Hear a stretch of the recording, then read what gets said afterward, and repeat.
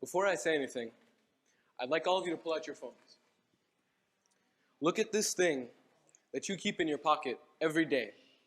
Think about any problem you may have with your phone. Maybe it glitches, maybe it lags, maybe it has bad battery life.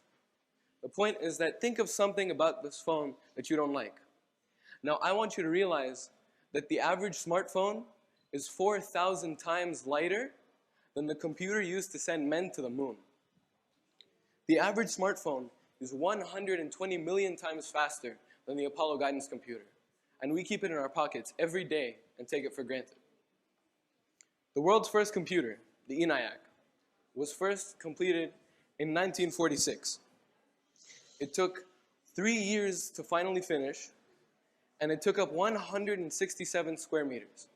That's bigger than the average house in Denmark. It took humans 200,000 years to build the first computer.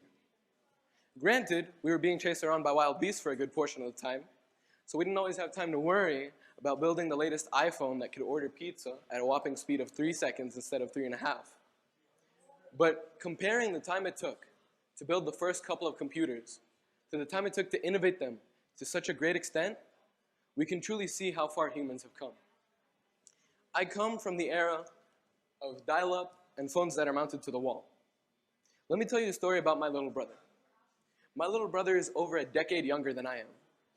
Now, he's known nothing but high-speed Wi-Fi, ultra-fast iPhones, and TV screens so clear they're indiscernible from human vision his whole life. One day, he was using a smartphone, right? And he was going at it. No one knows their way around that thing like he does. Eventually, it dies. And he comes to me and he was like, "Mama, the phone's dead." And so he just expects me to plug it into the charger and everything's okay. But my charger was broken at the time. So I tell him, "I'm sorry, but my charger's broken. I'll get a new one tomorrow." And for the first time ever, he'd felt it. He'd felt that feeling we've all felt before when we don't have anything to do. He'd felt boredom. And it was hilarious. Eventually, he goes outside to watch TV because he can't handle the boredom anymore. No more than 5 minutes later, he comes back to me and he says, "Omar, the TV is broken." And at this point, I'm scared. I'm picturing the worst case scenario. So I go outside and I look at the TV for a couple minutes and I don't see what's wrong. I ask him, "What's wrong with the TV?" And he says, "Look." And he goes up to the TV and starts swiping, expecting something to happen. But nothing does. And that's the story of how I had to explain to my brother how a remote works for 5 minutes. Anyway, if you look at the growth of technology, it's honestly baffling. I mean, in less than 100 years, we went from dreaming of having a computer that could do our simple second grade level math for us to having computers so fast that it's never been easier to brag about your kids to literally everyone you know on Facebook. Now, the rate of evolution of technology has only increased over time. So people have been working on making sure that computers are getting more advanced. Humans have spent centuries, if not millennia worth of hours, to make sure that computers become more advanced. But why? Why do we want computers to be so advanced? Why do we want technology to be so advanced? The answer is simple. It's because we're lazy. Why walk to the grocery store when you can drive there? Better yet, why drive to the grocery store when you can be driven there by your self-driving car? Better yet, why even go to the grocery store when you can order the groceries on the phone? Actually, why not just order the groceries online? Why not completely remove humans from the process and have an automated drone that delivers the groceries to your doorstep? This goes on forever because as long as humans are alive, we'll always look for the easy way out. It's in our nature to want things to be as convenient as possible. The thing is, although we're lazy, we were all born with an innate sense of completionism. So the reason we built the first calculator was because we didn't want to do math ourselves. But after a while, when we saw that it could go far beyond simple functions, like addition and subtraction, we decided to make it more advanced. Okay, it can do addition and subtraction. Let's make it able to do multiplication and division. Okay, it can do multiplication and division. Let's make it able to use exponents.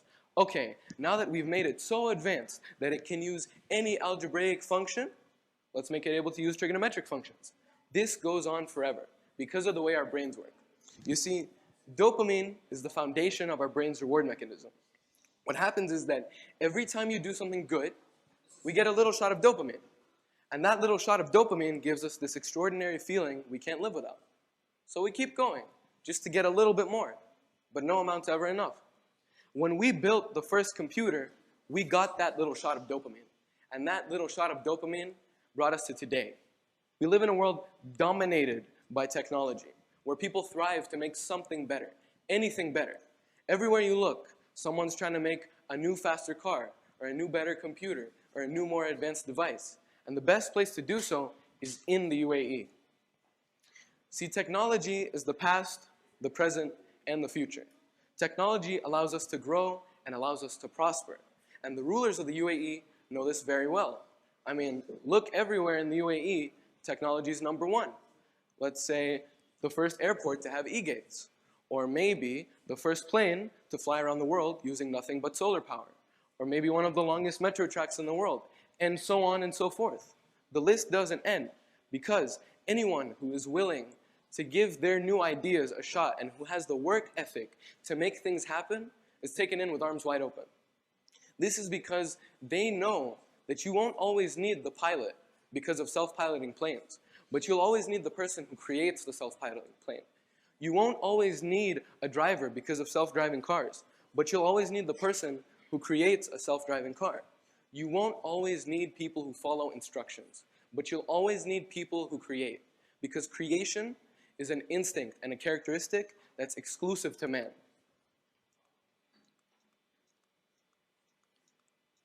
Because creation is an instinct that is exclusive to man. See, you could be the difference. You could be the change. You could be the difference between Windows XP and Windows 10. You could be the difference between us having normal lives or us having bionic limbs and flying cars. You could be the reason that we no longer need smartphones because of mind-controlled interfaces.